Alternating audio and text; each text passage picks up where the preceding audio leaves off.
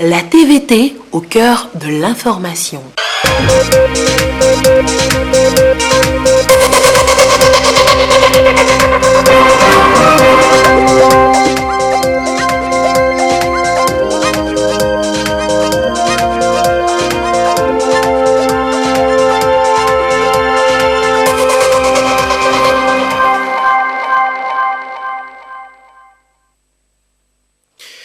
Les Togolais seront dans la fête sans pouvoir faire la fête la nuit dehors ou dans la journée groupée. Le Covid-19 est dans la cité. Le couvre-feu prend effet à compter de ce dimanche.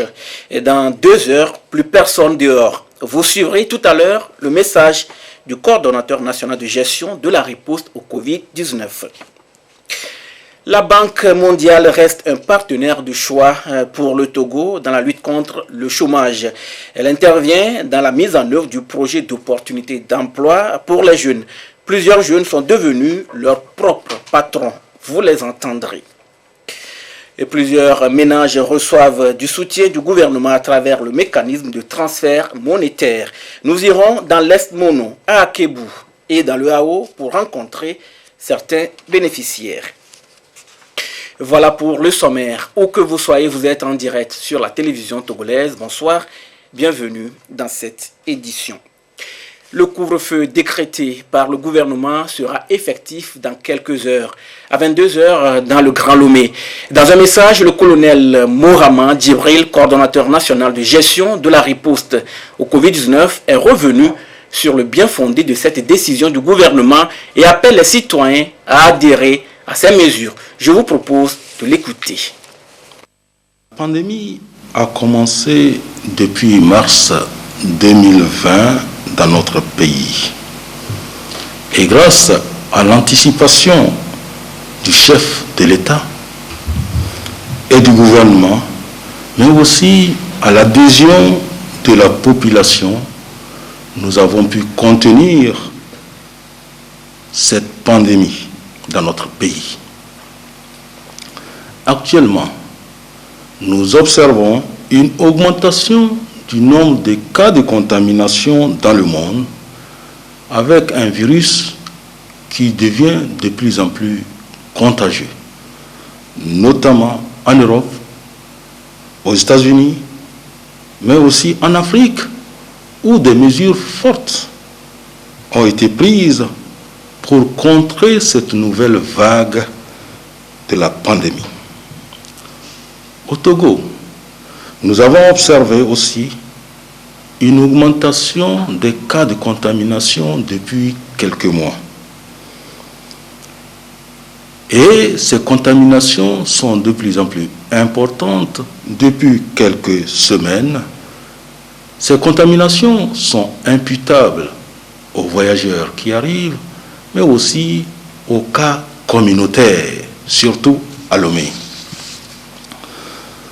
Nous avons aussi observé qu'après les fêtes, il y a une augmentation du nombre de cas de contamination.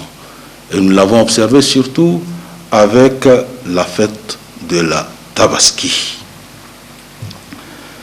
Actuellement, nous allons vivre les périodes des fêtes de fin d'année. Et il est normal que le gouvernement, soucieux de la santé de la population, cher au chef de l'État, mais aussi soucieux de la jouissance de la fête en famille, prenne des mesures dans le double intérêt de la population en rompant la chaîne de contamination pendant ces fêtes.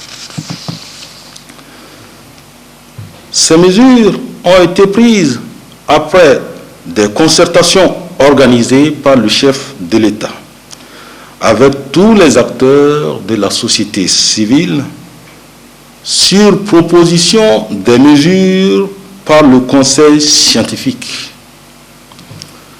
Le chef de l'État a écouté tous les acteurs de tous les secteurs et ministères concernés.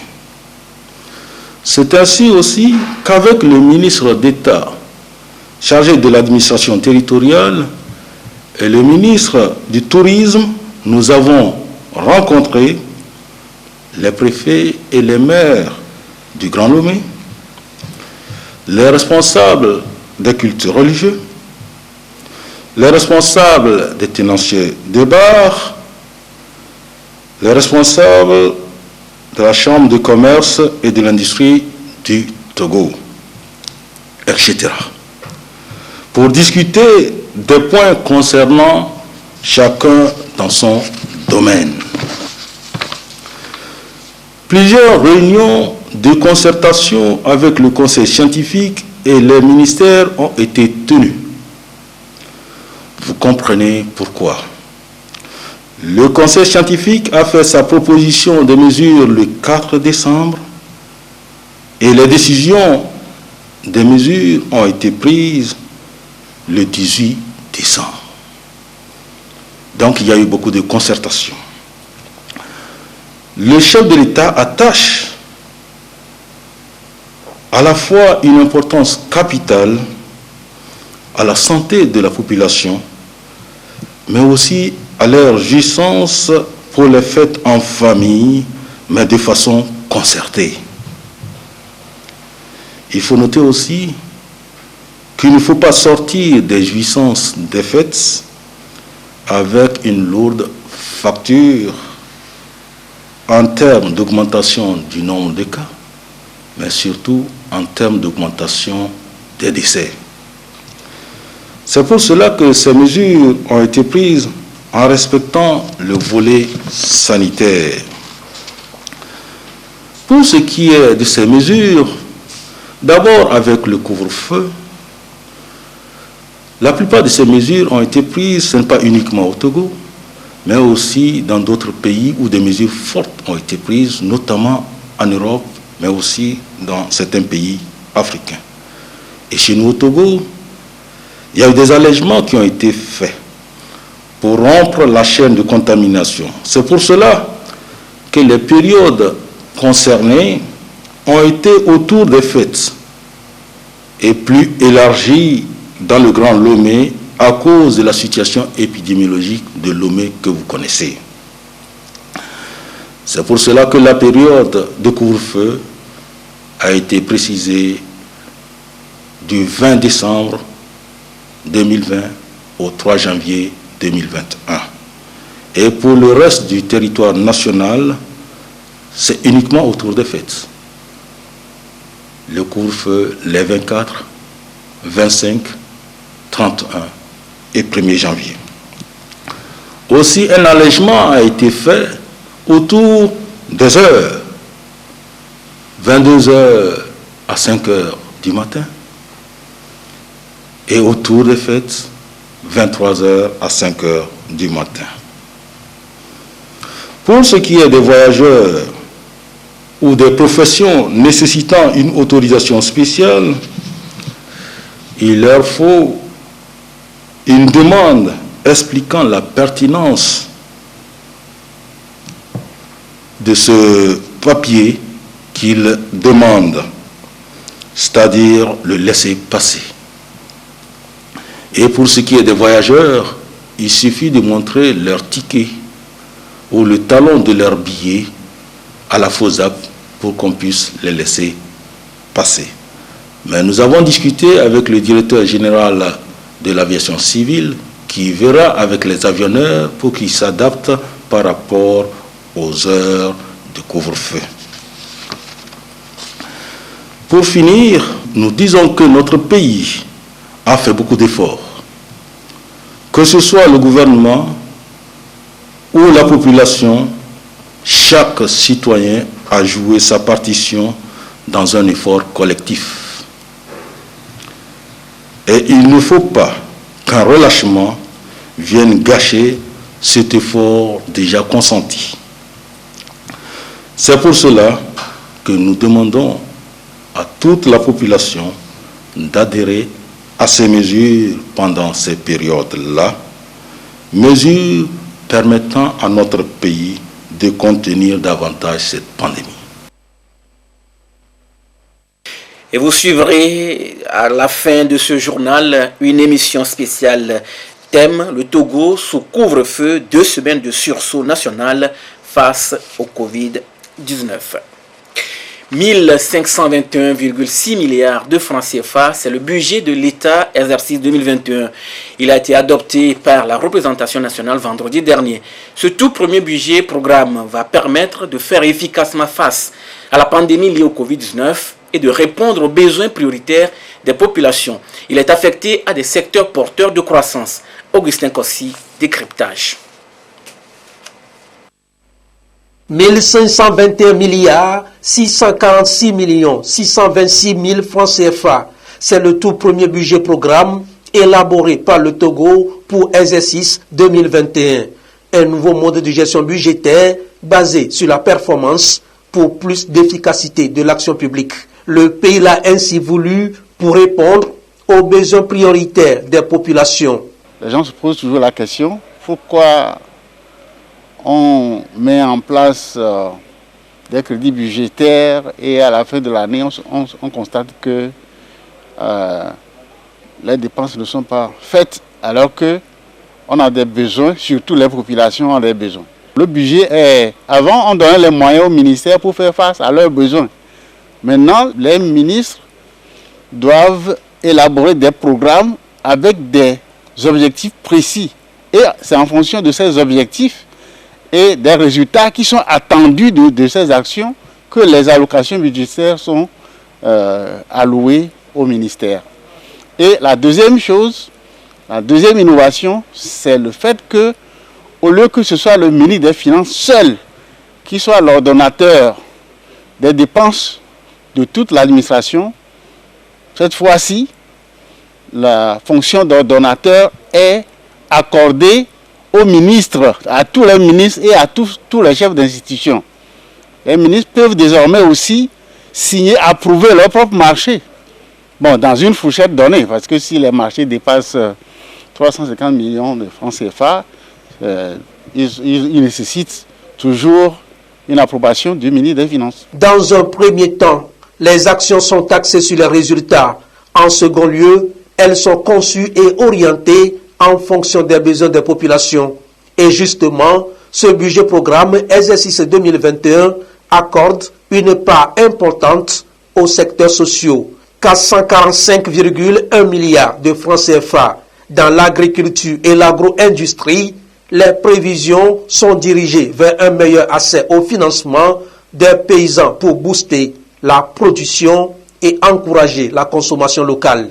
Au regard des efforts de modernisation déjà consentis par le gouvernement, les actions sont orientées vers l'intensification de la recherche agricole, la mécanisation, l'utilisation d'engrais, le développement des chaînes de valeur agricoles et l'émergence d'agro-entrepreneurs. Le gouvernement renforcera l'accompagnement des exploitants agricoles à travers le mécanisme incitatif de financement agricole fondé sur le partage des risques MIFA, dont le renforcement des capacités d'intervention est envisagé. Ainsi, un montant de 65,5 milliards de francs CFA, soit 8,4% du montant alloué au ministère et institutions, est affecté à la mise en œuvre de ces actions. Par ailleurs, une enveloppe de 9 milliards de francs CFA est allouée au ministère des pistes rurales qui vient s'ajouter au projet d'ouverture et de renforcement des pistes dans les zones de production agricole, notamment cotonnières. Dans le domaine de la santé, des mesures seront prises pour consolider le plan national de développement sanitaire PNDS. Il s'agira notamment de renforcer la gouvernance au niveau du système de santé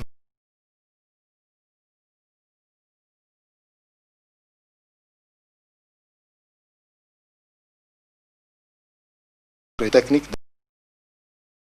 des hôpitaux et centres de santé régionaux et préfectoraux. Par ailleurs, un accent particulier sera mis sur le renforcement des programmes de gratuité avec la prise en charge des soins de santé des femmes enceintes. Pour concrétiser cette ambition, un crédit de 77,9 milliards de francs CFA, soit 10% du montant alloué au ministère et institutions, est affecté à ce secteur au titre du budget 2021. Dans l'éducation, les mesures porteront entre autres sur la suppression progressive des écoles d'initiative locale EDIL afin d'avoir un meilleur encadrement des établissements et une amélioration de la qualité et de l'équité de l'enseignement. La poursuite de la construction des salles de classe accessibles à tous, de la fourniture de matériel pédagogique et didactique, ainsi que du recrutement et de la formation des éducateurs. Le développement d'un enseignement scientifique, technique et de la formation professionnelle inclusif afin que les filières répondent aux besoins de notre économie. L'orientation de l'enseignement supérieur vers les besoins du marché du travail. La création dans chaque région d'un centre universitaire et ou d'université polytechnique et la valorisation de l'apprentissage et des compétences. Ainsi, un montant de 180,5 milliards de francs CFA, soit 25,1% de la dotation des ministères et institutions au titre du budget 2021 est alloué à ce secteur. Le contexte d'insécurité et le terrorisme transfrontalier imposent au gouvernement aussi des actions urgentes, un engagement et une détermination que le gouvernement entend poursuivre et renforcer en 2021. L'adoption et la mise en œuvre de la loi de programmation militaire permettent de doter les forces de défense et de sécurité de moyens nécessaires pour préserver les principaux atouts du pays qui sont la paix, la sécurité et la stabilité. Pour ce faire, il est prévu une allocation budgétaire de 82,5 milliards de francs CFA, soit 10,6% du total des crédits alloués aux ministères et institutions pour 2021. La politique énergétique d'extension de l'électrification se poursuivra. À moyen terme, elle permettra de réduire la dépendance en matière d'approvisionnement et favorisera l'accès des populations à des services énergétiques fiables, modernes et à un coût abordable. Pour accroître l'électrification en milieu rural, outre le projet CISO, les actions de l'Agence togolaise d'électrification rurale et des énergies renouvelables, AT2R, la programmation et la réalisation des ouvrages d'électrification rurale, ainsi que la mise en valeur du potentiel national en énergie renouvelable seront renforcées. L'accès à l'eau potable des populations constitue également une priorité. Ainsi, le gouvernement poursuivra la mise en œuvre des programmes de construction de mini-adduction d'eau potable et des programmes d'hydraulique villageoise avec pour objectif d'atteindre un taux de desserte moyen d'eau d'au moins 80% en milieu urbain ou rural. Pour la mise en œuvre des actions prévues dans ce secteur, 65,9 milliards de francs CFA, soit 8,2% du budget alloué aux ministères et institutions, y seront consacrés. Par ailleurs, notre pays ambitionne de faire du numérique un véritable levier de modernisation de l'économie et de la société dans son ensemble. L'objectif est de bâtir les fondamentaux d'une digitalisation économique porteuse de valeur et créatrice d'emplois. Par ailleurs, l'identification biométrique qui démarrera bientôt permettra au gouvernement de mettre en œuvre des politiques sociales plus ciblées et plus efficaces au profit des populations les plus vulnérables. L'enveloppe budgétaire allouée à ce secteur s'élève à 25,5 milliards de francs CFA. Ces priorités traduites dans la feuille de route gouvernementale Togo Vision 2025 ont pour effet le renforcement de l'inclusion socio-économique, la consolidation de la paix ainsi que la création d'emplois. Ils sont des centaines de jeunes bénéficiaires du projet d'opportunité d'emploi pour les jeunes vulnérables. Après avoir participé au programme de volontariat, ils ont obtenu des subventions devant leur permettre de réaliser des activités génératrices de revenus.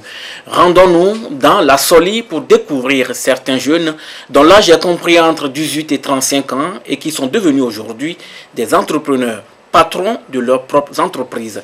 Nestor Mouzou. L'élevage des pintades et poulets, c'est le choix fait par Asso Dogo, un jeune de la localité de Koudiodolou, dans la préfecture d'Assoli. Il a pris cette initiative à la suite de sa sélection comme bénéficiaire du projet d'opportunité d'emploi pour les jeunes vulnérables EJV. Avec son activité, il arrive à joindre les deux bouts. J'ai été sélectionné parmi les 110 jeunes dans le village. J'ai été formé sur la gestion économique et au-delà, j'ai pu épargner les 40 000 francs sur mon compte, ce qui m'a fallu une subvention de 60 000 francs par le projet. Ce financement m'a aidé à extendre mon projet. À base de cet élevage, j'arrive maintenant à scolariser mes enfants, à acheter les produits. À Koudiodolou, un autre jeune s'est tourné vers l'élevage des petits ruminants. Il le faisait avant, mais à un niveau très faible. Aujourd'hui, grâce à l'accompagnement du projet d'opportunité d'emploi pour les jeunes, il a pu construire une bergerie et il s'en sort mieux. Je remercie l'ANADEB et je le prie de transmettre nos remerciements aux plus hautes autorités du pays. Aujourd'hui, je peux dire que notre souffrance a diminué en comparant notre vie d'avant et celle de maintenant. Les bêtes sont en bonne santé parce que je respecte les conseils du vétérinaire qui vient les soigner. D'un élevage à un autre, toujours à Koudiodolou. Après les pintades, poulets et petits ruminants, c'est au tour des canards. Lorsqu'il a été retenu, c'est l'élevage de canards que Abdul Razak Ali a présenté à l'Agence nationale d'appui au développement à la base, ANADEB, qui pilote le projet EJV comme activité qu'il veut mener. J'ai commencé avec une canne et un canard. Dans l'année, je peux avoir beaucoup de canards, mais ne maîtrisant pas les techniques d'élevage, la maladie les décime. Avec l'ANADEB, j'ai eu un coach. J'ai beaucoup appris de lui. Aujourd'hui, j'ai une cinquantaine de canards. Après le prélèvement pour la vente, j'ai pu installer une plaque solaire et maintenant, je ne dors plus dans l'obscurité. Changement de localité. Ici, nous sommes à Sombaou, dans le canton de Soudou, toujours dans la préfecture d'Assoli. Cet élevage de lapins est tenu par Eric Gado. Depuis qu'il a bénéficié de l'appui du projet EJV, il entrevoit des jours meilleurs. Et avec la subvention et les 40 000 que j'ai épargnés, j'ai pu acheter 3 lapins, dont 2 femelles et un mâle. Avec 3 lapins, actuellement, j'ai une vingtaine de lapins. Au niveau du village de Sombo, nous sommes au nombre de 70 jeunes, dont 35 femmes et 35 hommes. Les Timos, nous sommes au nombre de 103 qui ont pu épargner et qui mènent actuellement leur activité de revenus comme je le fais. Financé à hauteur de 9 milliards de francs CFA par la Banque mondiale, le projet d'opportunité d'emploi pour les jeunes vulnérables a touché 140 000 bénéficiaires dans le pays. Le ministre de la Sécurité et de la Protection civile communique. Il s'est produit ce dimanche 20 décembre 2020 aux environs de 12 heures dans le village de Agbansikiti, dépendant du canton de Kamboli, dans la préfecture de Tchamba, une grave altercation ayant occasionné la mort par arme à feu d'un civil et d'un gendarme.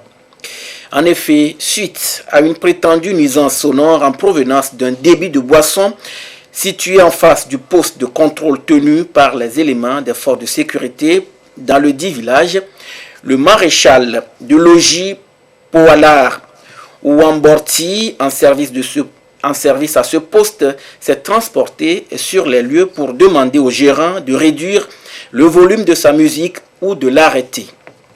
Il s'en est suivi une vive altercation entre 3 jeunes hommes présents dans la boutique au moment des faits et ce gendarme qui a fait usage de son arme de service, atteignant mortellement le nommé Katalafia Yaya, âgé de 41 ans. Celui-ci est arrivé dans ce village la veille en provenance de Dougou, Bénin, pour rendre visite à sa grand-mère. Peu de temps après et à quelques mètres du lieu de l'incident, ce gendarme se donne la mort avec la même arme. Le ministre de la Sécurité et de la Protection civile présente ses sincères condoléances aux familles éplorées et précise qu'une enquête est ouverte pour faire la lumière sur les circonstances de cet incident malheureux.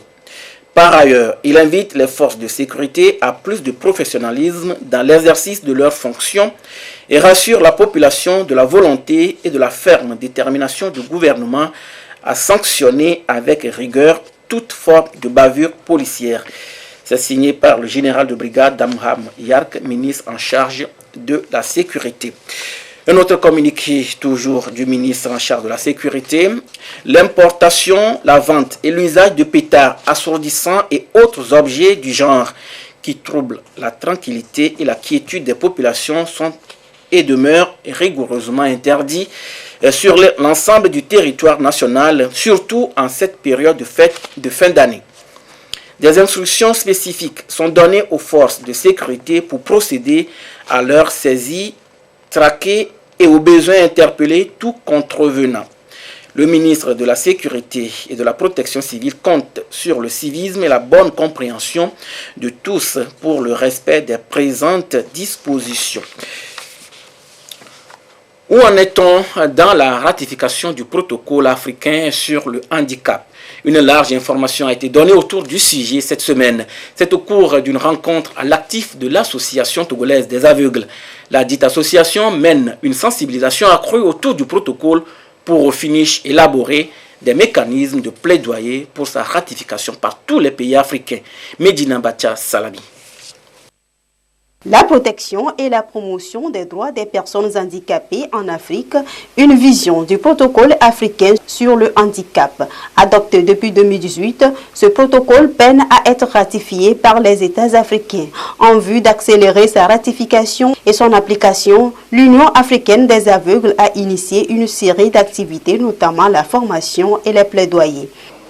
C'est un protocole qui est la domestication de la Convention relative aux droits des personnes handicapées au niveau des Nations Unies sur le continent africain et qui promeut le respect, la protection et la promotion des droits des personnes handicapées en général. Durant les 3 jours, il sera question essentiellement de passer en revue le protocole lui-même, son contenu, son ambition et quelles sont ses implications et ses impacts sur les personnes handicapées dans notre pays si le Togo venait à le ratifier, mais également à des techniques de plaidoyer et à des stratégies visant à la mise en œuvre d'un plan de plaidoyer pour amener le gouvernement togolais à ratifier la Convention. Ici, des jeunes handicapés visuels bénéficient d'une formation sur le contenu de ce protocole et aussi sur le leadership. Pour nous, c'est de rendre les personnes déficientes visuelles protagonistes de leur propre destin. Et c'est dans ce cadre-là que nous sommes réunis pour renforcer les capacités des jeunes handicapés visuels et les membres du bureau exécutif de l'ATA. Le projet est mis en œuvre dans 8 pays d'Afrique pour une période de 4 ans. À cette occasion, la lauréate de l'année de l'Union mondiale des aveugles a reçu une bourse d'études. Je vous amène ce soir à la découverte d'une brave dame, une femme handicapée visuelle. Elle a décidé de ne pas croiser les bras. Pour ceux qui connaissent bien le marché de Ouarkambou dans le Tone, vous la verrez devant son étalage. Elle tient son petit commerce et se prend donc en charge grâce au soutien de l'ANADEB. Tchazim Nabaga. Nous sommes ici au marché de Ouarkambou, à l'extrême ouest de la préfecture de Tone. La particularité de ce centre commercial, c'est Madame Galgou Bibata. 34 ans, elle est aveugle depuis sa tendre enfance. Cela fait 4 mois déjà qu'elle a décidé de prendre sa vie en main en menant une activité génératrice de revenus. Je vends les condiments. Petit poisson est là, poisson en farine, il y a sel, il y a gombo sec, tout est là. Le marché, ça tourne, les gens viennent acheter. Par jour, je peux gagner au moins quelque chose de 5 000 comme ça. Des fois aussi, ça dépasse 5 000. Ce qui lui fait en moyenne un chiffre d'affaires d'environ 200 000 francs CFA par mois. Une performance qui traduit sa détermination à avancer dans la vie, mais aussi qui résulte d'un certain nombre de facultés qu'elle a dû développer face à l'adversité liée à son handicap pour mener à bien son activité. Pour attacher le piment, il y a pour 50 francs, on mesure la boîte là 1 à 50 francs. Si c'est 100 francs, on mesure 2 fois 100 francs.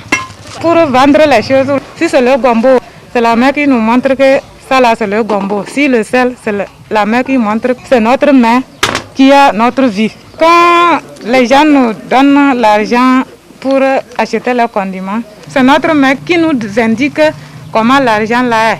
Si c'est 100 francs, si c'est 50, si c'est 200, Si c'est 250, c'est la main là, on touche comme ça. S'il y a 100 francs, je connais. C'est à l'école Centre des aveugles de Palimé qu'on nous a informés par là. En effet, Madame Galgou Bibata fut pensionnaire du Centre des aveugles de Palimé où elle a reçu une éducation spécialisée avant d'intégrer à partir du CE1 l'enseignement général qu'elle a dû arrêter en classe de 6e, faute de moyens. Ceci l'amena très tôt à prendre conscience de la nécessité de se prendre en charge. Moi-même, je crois que pour rester comme ça, croiser les bras, c'est pas bon. Et j'ai dit, je vais aussi me débrouiller pour pouvoir trouver à manger. À l'âge de 12 ans comme ça, j'ai commencé à vendre gâteaux, savon. C'était ainsi jusqu'à l'âge de 34 ans où elle a croisé sur sa route l'Agence nationale d'appui au développement à la base ANADEB qui l'enrôle du 2 mai au 17 août 2020 pour les travaux à haute intensité de main-d'œuvre TIMO dans le contexte du projet d'opportunité d'emploi pour les jeunes vulnérables EJV. Les travaux d'ANADEB là, j'allais pour prendre les enfants, ceux qui travaillent à ANADEB et qui tiennent les enfants au dos là. C'est moi qui les prenais et les gardais avant l'arrivée de leur maman. ANADEB me fait. Pour ce babysitting, elle gagnait 1500 francs CFA par jour pendant 80 jours, ce qui lui a permis d'épargner 48 900 francs CFA et donc de bénéficier d'une subvention de 60 000 francs CFA de l'ANADEB.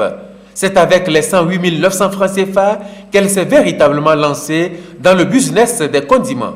Avant, je faisais un peu, mais pas tellement. Maintenant, ANADEB m'a aidé. Ça a développé. Il y a savon, il y a sel, il y a coucoulis, petits condiments, tout est là. Et nous vendons bien. Et sort trop tôt. Quand tu veux la sauce, trop tôt les condiments, tu viens chez elle, tu vas acheter. Je suis venue chercher la sauce.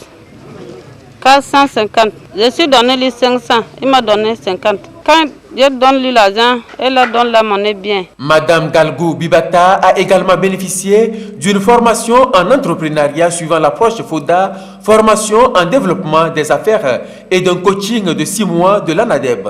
Dans la région des Savanes, ce sont 1610 jeunes vulnérables qui ont bénéficié de cet appui déterminant de 60 000 francs CFA de l'ANADEB pour un montant global de 96 600 000 francs CFA.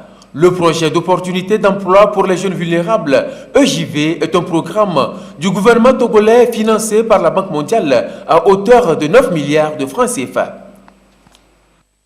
Comme quoi, le handicap n'est pas une fatalité. Et le parc Fazao Malfakassa couvre 4,4% de la superficie du Togo. Il regorge des espèces protégées. Le ministre en charge de l'environnement s'est rendu dans le parc. Folibazi Katari est allé encourager tous ceux qui œuvrent dans la protection de cet écosystème. Désiré Aloy. Nous sommes dans l'air protégé, le parc national Fazao Malfakassa, d'une superficie de 250 000 hectares, soit 4,4% de la superficie du Togo. Une forêt, un bien commun. Au fil du temps, elle subit la pression des riverains entraînant sa dégradation, ce qui ne reflète pas son rôle à jouer. Des actions sont engagées pour assurer le bon fonctionnement de cet écosystème. Le braconnage, la transhumance, la carbonisation, la recherche de l'or et de gravier constituent de grandes menaces auxquelles nous luttons beaucoup pour conserver, protéger les ressources de ce parc-là. Le PLCC nous a aidé à reconstruire certaines brigades. La brigade de Kalari est déjà construite. Donc à partir de cette brigade, nous rayonnons sur à peu près 35% de la superficie de ce parc. Le PALCC a accompagné et actuellement nous avons 3 forêts communautaires qui sont autour du parc. Ces différentes forêts communautaires servent de barrière, de ceinture pour la zone de conservation, le parc même. Nous sollicitons encore beaucoup de moyens de la part des partenaires pour nous accompagner dans l'aménagement des pistes, l'aménagement des points d'eau. Des stratégies qui font partie de la feuille de route du ministère. Des actions en amont doivent être menées pour atteindre d'ici peu une couverture forestière pour couvrir les besoins en bois et énergie destinés à préserver la protection de la biodiversité. Il urge donc des actions concertées pour atteindre les objectifs. Nous avons eu l'occasion ici de constater que il faut absolument qu'on se penche sur le problème de réserve d'eau, qu'on se penche sur le problème de communication, parce qu'on ne peut pas être efficace si on ne communique pas. Ils sont dans un endroit où lorsqu'ils constatent des braconniers et autres là, il leur faut quand même communiquer entre eux pour qu'ils puissent se mobiliser autour de ces délinquants et essayer de mettre fin à leur forfaiture. Donc il y a beaucoup de choses à faire et nous ne pouvons que les encourager. Nous avons pris bonne note de leur doléance parce que c'est ça la raison de notre visite. Non pas nécessairement pour voir ce qui est fait, mais aussi voir ce qu'ils attendent des hautes autorités. Une prise de conscience et des actions responsables à adopter s'impose à tous les acteurs pour atteindre les bons objectifs et accompagner la feuille de route 2025. Le ministre Folu Bazi a invité tout un chacun à apporter son expertise pour contribuer à protéger la forêt, une richesse commune. La situation de la pandémie au nouveau coronavirus au Togo, à ce jour, dimanche 20 décembre 2020, le nombre de cas confirmés est de 3416, 20 nouveaux cas depuis hier. Le nombre de personnes guéries est de 3017, 43 nouveaux guéris depuis hier. Le nombre de cas actifs est de 333 et le nombre de décès est malheureusement de 66. Un communiqué du ministre en charge de la Santé, le professeur Moustapha Mijiawa. L'événement All Music Awards 2020 a tenu toutes ses promesses. Plusieurs artistes de la chanson togolaise de tous les genres musicaux ont été primés. L'édition 17 est axée sur la participation de l'artiste dans la chanson, dans la sensibilisation contre le Covid-19. Revivons cette soirée Awards dans ce reportage de Uré Chamégan présenté par Estelle Laclé. Olivier coronavirus et les Ouamé.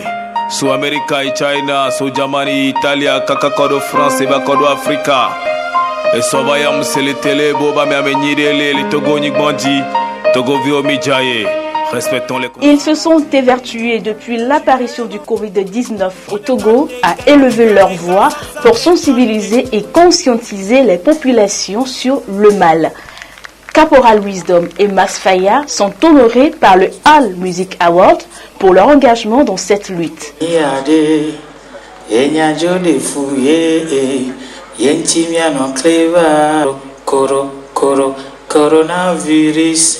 C'était important pour nous de leur faire aussi ce clin d'œil en créant deux catégories cette année, à savoir la catégorie artiste engagé à Covid-19 et la meilleure chanson Covid-19. C'était pour nous l'organisation de dire à ces artistes merci. La 17e édition des All Music Awards, c'est la démonstration de force de la jeunesse musicale togolaise. Double distinction pour Centrinos Raphaël dans les catégories meilleur artiste masculin et chanson Lovers.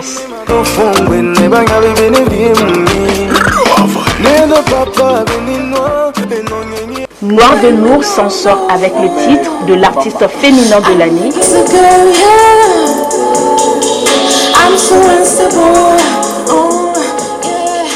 Meilleur featuring pour Giuliano et Yaovi Keteti dans Rosla, qui est également choisi par les internautes comme le meilleur tube de l'année 2020.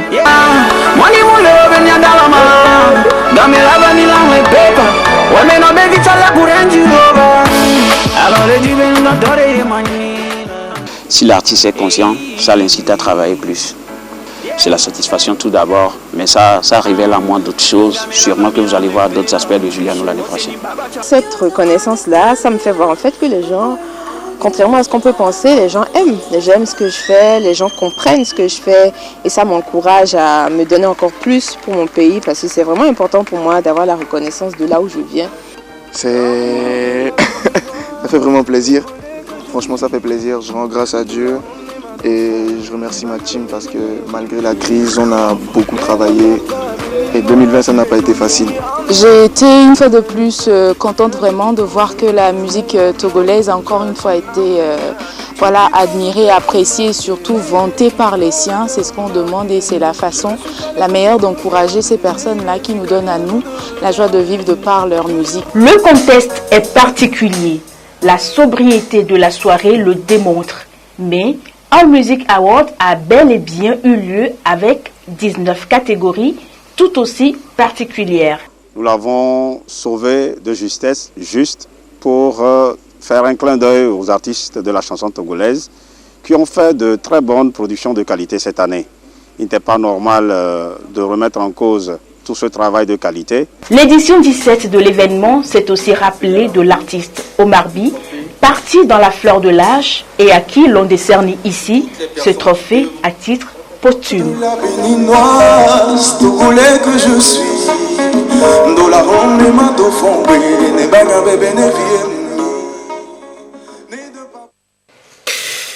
Vous suivrez à la fin de ce journal une émission spéciale thème le Togo sous couvre-feu, 2 semaines de sursaut national face au Covid-19.